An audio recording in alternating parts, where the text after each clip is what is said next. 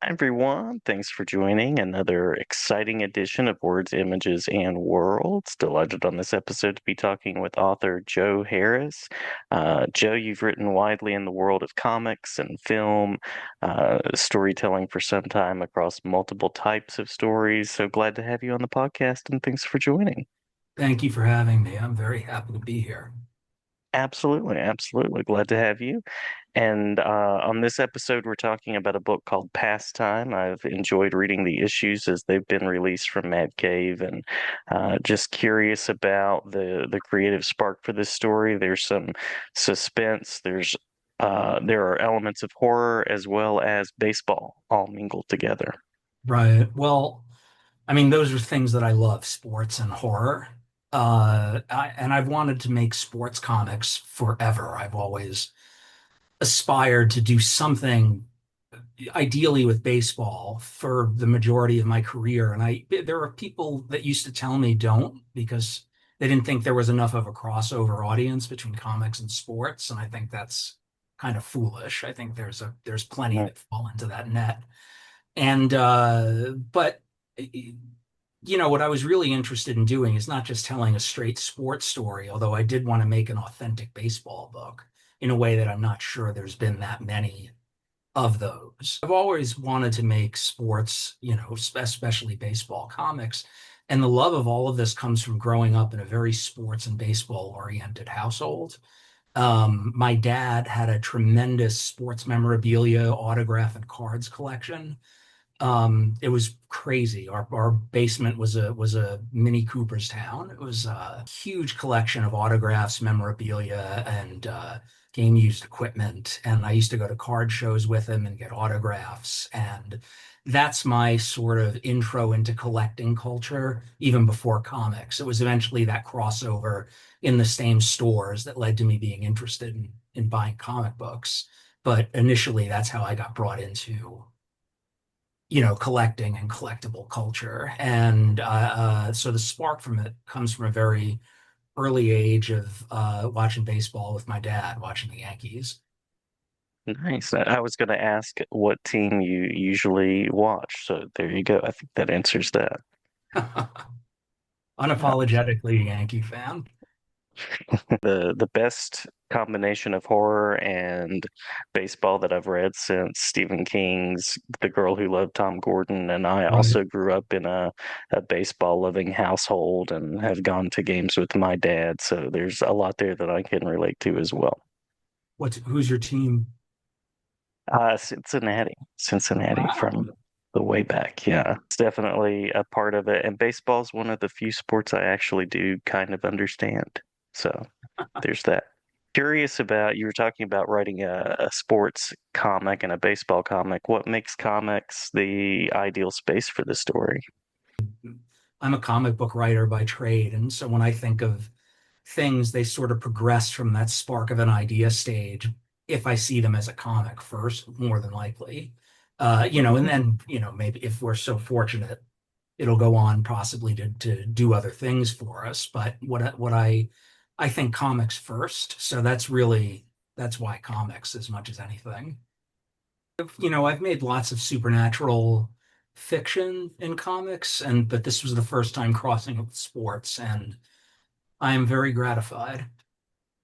Yeah, yeah, it's come together really nicely and strong combination with the creative team. Anything that you'd like to say about that side of things of working with Mad Cave and Russell Olson and the team that's been on the book? Well, I really like the energy at Mad Cave. I've known editorial there through various incarnations at many different publishers over the years, and I like the vibe at Mad Cave. There's something really exciting going on there, and it's fun to be part of it. Working with Russell Olson has been a joy on this book. He brings a quality that helps ground it, which is a big part of what I wanted to do from the outset was tell a very grounded horror story because I wanted it to feel authentic in this, so far as the sports component goes. And I think that necessitated some sort of like a low key vampire approach just to make it feel more grounded and less fantastical. And Russell really brings this quality that I think helped us get there. What's it like to combine thriller or supernatural with sports? I'm thinking especially about the writing of the book and thinking about sports writing and authors like George Plimpton. I was imagining myself as I was reading, thinking about how you break everything down and kind of describe the sports aspect. How much like sports writing was the process, and how much of that kind of thinking did you do? To be honest with you, I wouldn't say I referenced much in the way of sports books. And I mean, I like David Halberstam, and I've read some of his books. Bernard Malamud, uh, Mm-hmm. uh, and there's something about baseball that jumps off the page. So I guess that's down in my. I mean, The Natural was a big influence on this book, and I'm not just talking about the movie. And so it's kind of, I'm steeped in it. I do love baseball fiction, and I love baseball magical sports movies. I would say that's more within the DNA of the storytelling of pastime. Hmm. That magical realism. I wanted to do something of a twist on that. Anything that you'd like to say before we get to the final question about your writing process? I'm always interested in what works for writers and sort of how the story came together from your work on it.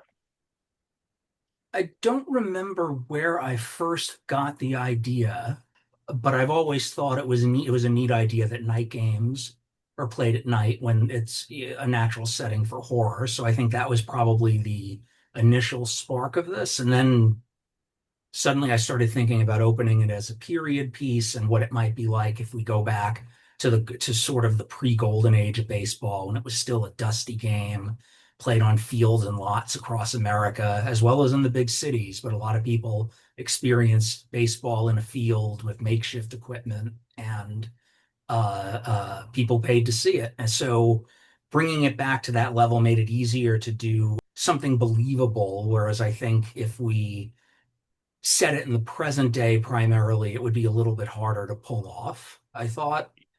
Mhm. And the idea sort of grew from there.